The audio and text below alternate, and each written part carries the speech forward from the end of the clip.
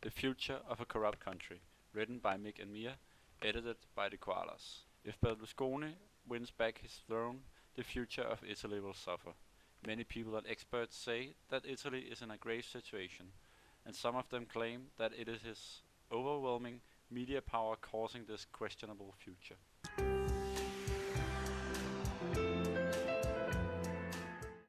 Do some of you have any idea about how Italy is doing? Amongst the audience, one clever student replied, "Aren't they on the edge of bankruptcy?" Jesper Jensen smiled to himself and continued. That's true. They will probably not like to hear it. Seen from a Danish point of view, I think we could say if Denmark were in the same economic situation as Italy, you could say that Denmark were on their way over the edge. Jesper Jensen, who works as a freelance journalist and lives in Italy with a linguistic degree, is one of many who have a strong opinion towards Italy and the way which it is controlled. He claims that if Italy does not change its current course, something is bound to go wrong. He believes that Italy would end up as Greece.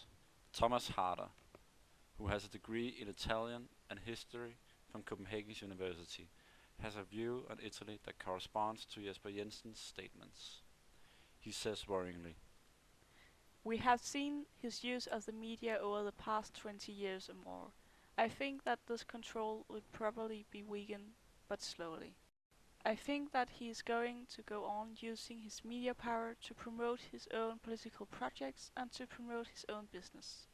when asked about his view on how Italy's freedom of press would evolve in the future, he said, You could expect that at some point some sort of regulations will be introduced, some kind of law limiting, for instance, the number of newspaper or the number of magazines that one company is allowed to own. That regulation should be introduced. I don't know if it will be, and if it is, I don't know if it's going to be implemented. But there is a need for some sort of regulation to limit the concentration of media power. a law similar to what Thomas Harder believes would help is already on the way in Italy. It's an anti-corruption law which was introduced to the government by Mario Monti, who is the current Prime Minister. It was approved by the government and is now being approved by the Senate. It would be catastrophic if Berlusconi was re-elected with this law in place, since he already went to say that he would propose it combined with two other new laws. They are laws of allowing phone tapping and introducing civil liability for judges. This means that if a judge sentenced an innocent person guilty of a crime and it later turned out the person wasn't guilty, the judge could be held liable for his actions.